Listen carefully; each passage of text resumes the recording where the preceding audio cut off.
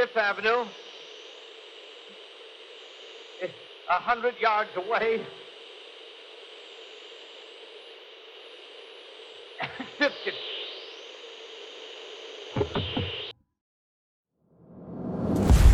We're in the era of radio.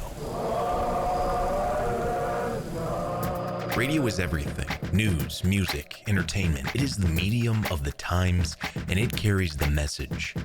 It's at the 25th island of Greece. That sentence probably made no sense to you because it is out of context. You heard it in the middle of a video. It's a conversation that was taking place way before you even clicked on this thing, but let's take that same concept and carry it over to radio, where the radio waves are constantly on, streaming the vibration from station to speaker to ear to brain. The Mercury Theater on the air. The Mercury Theater was, at the time, world famous. They take 14 weeks and adapt their otherwise theatrical performances into the audio-only radio format. The main producer of the radio show is an up-and-coming young man by the name of Orson Welles. In the next few decades, he'll be responsible for some huge films, but that's not where we're going just now. So far, everything that the Mercury Theater on Air has broadcast has captured the imagination of those who lend their ears. Sometime later, a paper was found among Lucy Westenra's belongings. I wrote this and leave Their recent performance of Dracula drove fear into listeners as the brutal sound of a stake being stabbed through the heart of the dark vampire reverberates. Give them to me! Jonathan, give them to me! They'll stick the wood in the heart! A sound effect recorded by Welles himself. Watermelon. Hammer. Media Broadcasting System and affiliated stations present Orson Welles and the Mercury Theater on the Air in The War of the Worlds by H.G. Wells. The new show is starting now. I heard from one of the columns that it's based on a book that's been adapted from Britain. Let's listen in. Not much change in temperature. A slight atmospheric disturbance of undetermined origin is reported over Nova Scotia, causing a low-pressure area to move down rather rapidly over the northeastern states. Here is where the medium, that simple medium of airwaves to brainwaves, is bent. Since it's just one medium, one format, that real-world news and fantasy world entertainment are essentially leveled, this young producer has the bright idea to blend fact and fiction. Good evening, ladies and gentlemen. From the Meridian Room in the Park Plaza Hotel in New York City, we bring you the music of Raymond Raquello and his orchestra. The show is intercut with seemingly real-sounding radio reports that start off fantastical, an explosion on Mars. Ladies and gentlemen, we interrupt our program of dance music to bring you a special bulletin from the Intercontinental Radio News.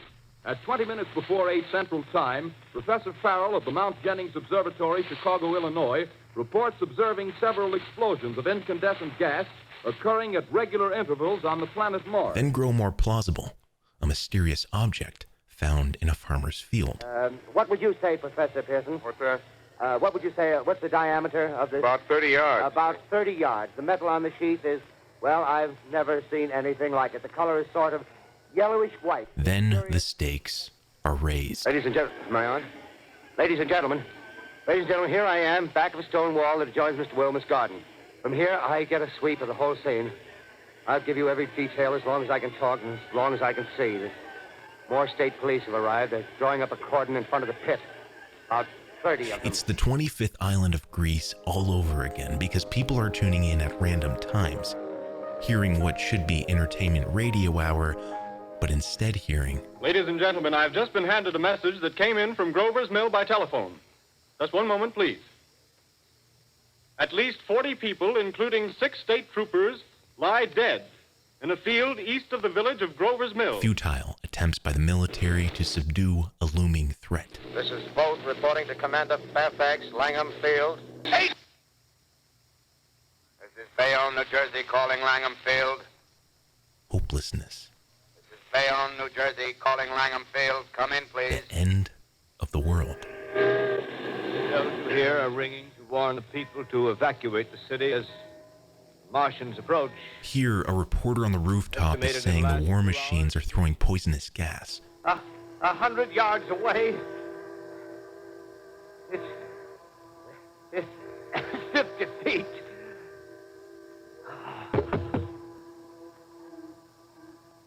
Then, a commercial break.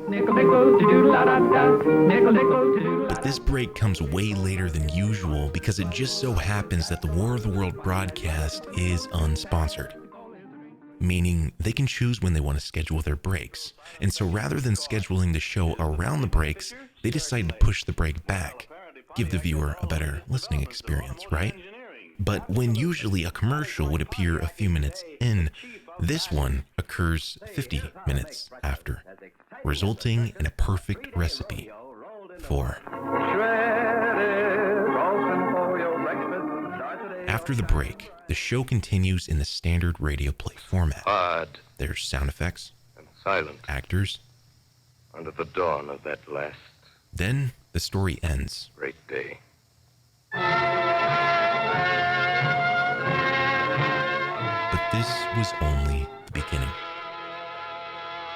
See, during the show, a supervisor at CBS receives a telegram ordering that the show be interrupted and its fictional facade be clarified. But by now, it's too late because there's a crowd of policemen outside storming the studio. And a struggle is ensuing between the page boys, the broadcasters, and the suits, attempting to prevent the cops from shutting down the whole thing. All the while, the phones are ringing off the hook. In a quote from one of the studio employees, "The following hours were a nightmare." Meanwhile, in the town of Concrete, Washington, total chaos.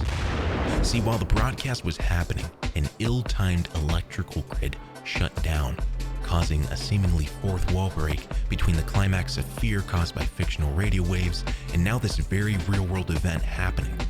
So hundreds of people are rushing to stores for supplies, clamoring in the streets, mass panic until... If you think this is an exaggeration, it's only a little while ago that I again ran into some workers, some welfare workers, Quakers and Red Cross people who had been up in the Black Hills of Dakota some 5 or 6 weeks after this broadcast, persuading the people to leave the mountains and go back home because the Martians really hadn't come. And so did you at all suspect that people would believe it? In fact, we weren't as innocent as we meant to be when we did the Martian broadcast. We were fed up with the way in which everything that came over this new magic box, the radio, was being swallowed. People, you know, do suspect what they read in the newspapers and what people tell them, but when the radio came, and I suppose now television, anything that came through that new machine was believed.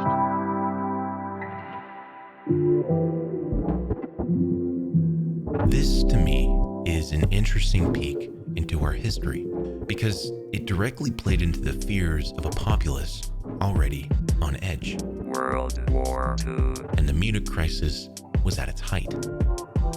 People were tuning in day and night to hear reports from boots on the ground, accusation after accusation, threat by threat, the type of radio wave so masterfully captured by the media to draw the viewer in would drive even the most level-headed person into wondering if we're at the edge of a new world war, or if it's just another piece of fiction. The morning is waking slow when the traffic's